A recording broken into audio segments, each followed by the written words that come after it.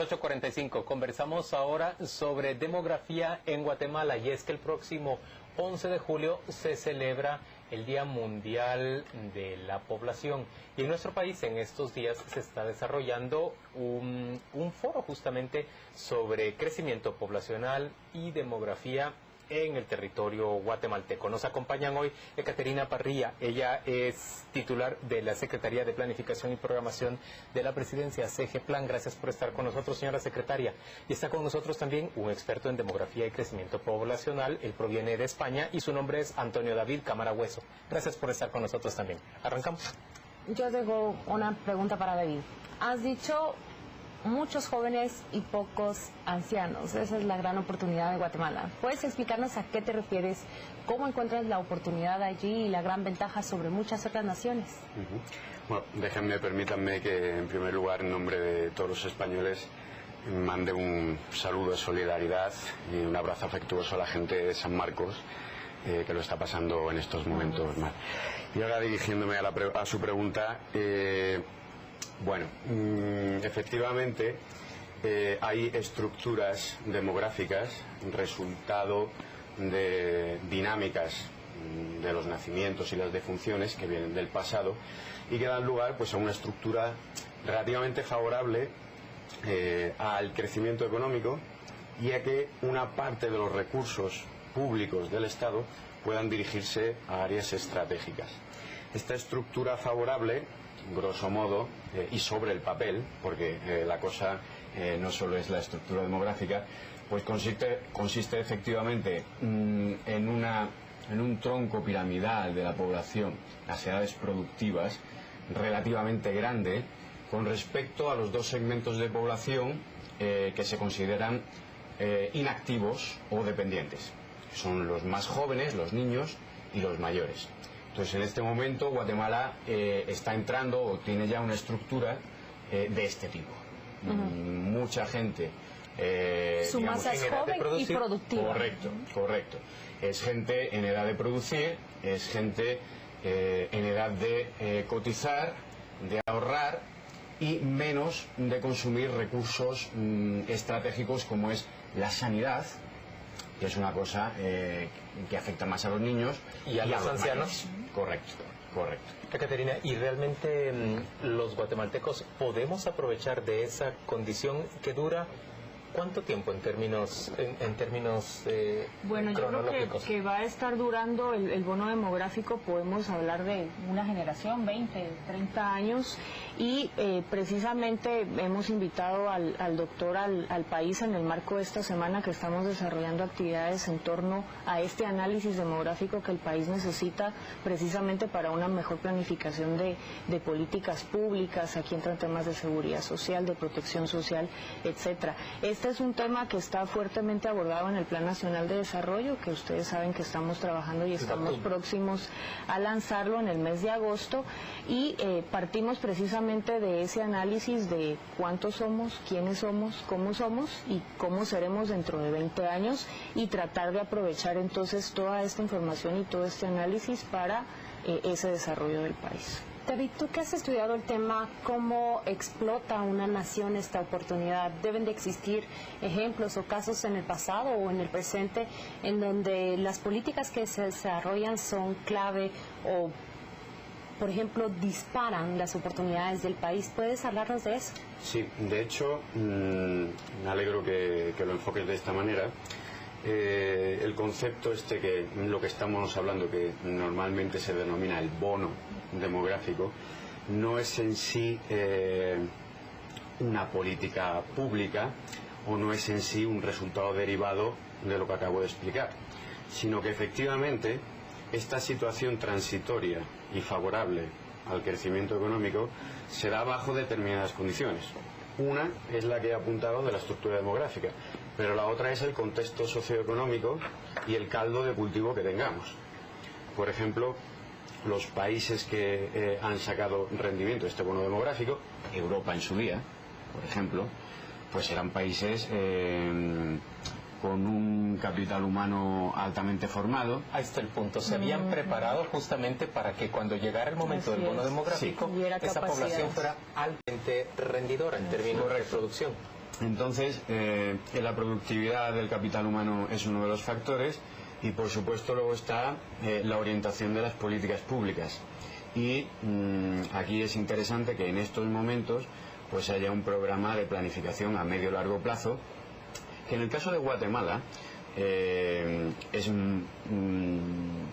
más favorable incluso a este concepto del bono demográfico, puesto que en Guatemala, al estar la natalidad todavía relativamente alta, el bono demográfico puede extenderse en el tiempo un poco más de una generación.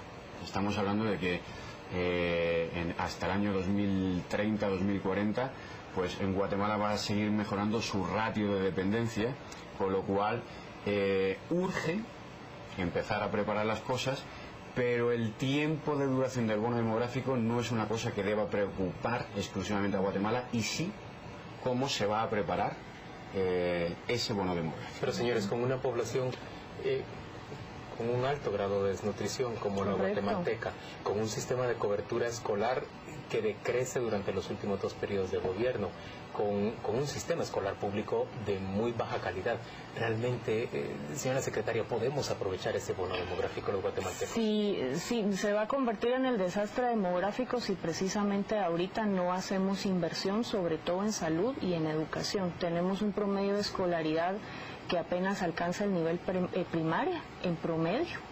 Estamos planteando precisamente en el Catún que tenemos que tener por lo menos 12 años de escolaridad. Es algo que hay que empezar a aumentar las coberturas de educación básica y diversificado ya, ahora, la educación tecnificada, y en términos de, bueno, ustedes saben, nuestros índices de desnutrición crónica, todo el tema también de salud materna, de salud sexual y reproductiva, que son temas también que entran en el análisis de estos indicadores demográficos. Urge que el país empiece a invertir realmente en estos temas para poder aprovechar esa juventud que, bueno, ahora serán niños de 5, 6, 7 años. Ekaterina, los planes que mencionas ahora se enfocan justamente en población vulnerable. Estamos hablando de aquellos que desertan de la escuela o que ni siquiera llegan, y aquellos que se encuentran desnutridos o con una desnutrición crónica.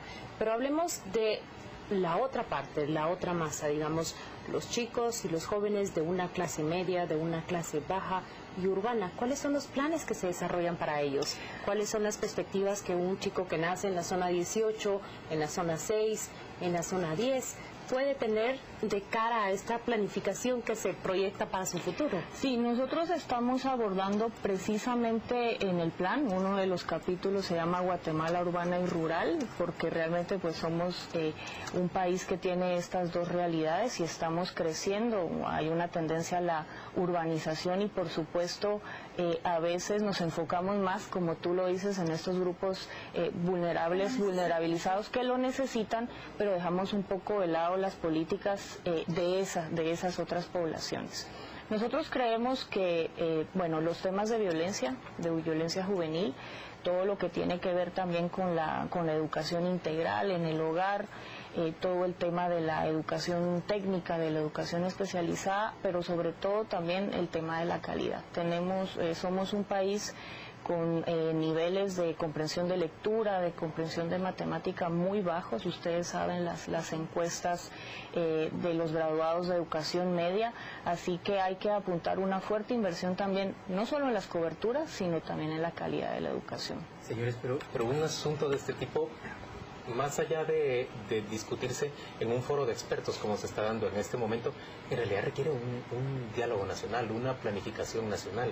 Este es un asunto de gran trascendencia, como estaba diciendo Ekaterina. Esto puede ser una gran oportunidad como un bono demográfico o un desastre gigantesco cuando esta gran cantidad, que esperamos sean jóvenes durante los próximos 20, 30 años, lleguen a viejos y no hayan producido la riqueza necesaria para garantizar su vejez. ¿Ha habido algún país en donde se haya producido ese desastre del que podamos pensar para ver ese ejemplo negativo?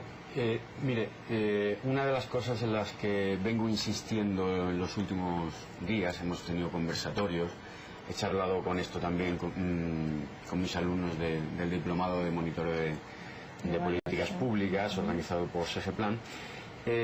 Yo a esta pregunta siempre respondo de una manera, y es que la importación de ideas y de experiencias en este ámbito es peligrosa e inútil. En el sentido de que Guatemala tiene unos problemas específicos, incluso si los comparamos con los países de la región centroamericana, y entonces yo creo que más que buscar experiencias previas, se habría de partir de un diagnóstico endógeno hecho por gente de aquí. Los problemas sabemos cuáles son, pero buscar ejemplos de qué ha pasado en otros países no podemos buscarlos. ¿Por qué? Porque la transición demográfica, el cambio demográfico en Guatemala tiene unas peculiaridades especiales incluso aquí en Centroamérica. Estamos hablando de que tenemos unas tasas de fecundidad todavía el doble, que son el doble de la región centroamericana, insisto, los países del entorno, y de que tenemos una tasa de crecimiento demográfico de 2.4% anual. Esto nos lleva a doblar la población de aquí al horizonte 2050. Con lo cual, ningún país de la región centroamericana está en la situación de Guatemala en estos momentos, tanto desde el punto de vista de las potenciales como usted bien dice, de los riesgos que esto puede suponer. Pero estamos a tiempo. Entonces hay que ser optimistas.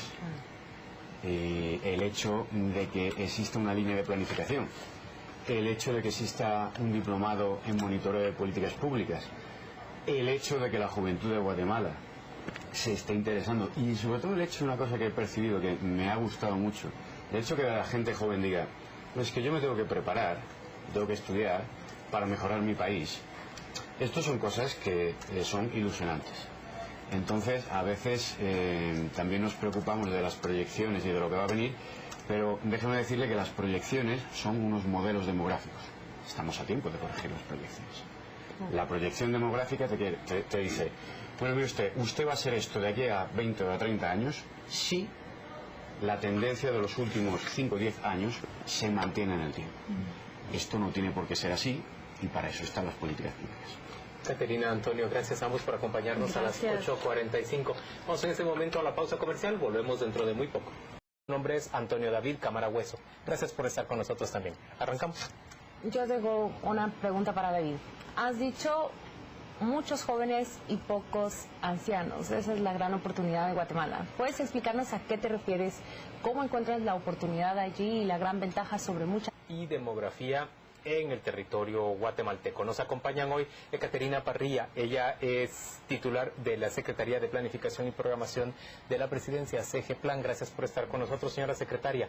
Y está con nosotros también un experto en demografía y crecimiento poblacional. Él proviene de España y son 8:45. Conversamos ahora sobre demografía en Guatemala, y es que el próximo 11 de julio se celebra el Día Mundial de la Población. Y en nuestro país en estos días se está desarrollando un foro justamente sobre crecimiento poblacional.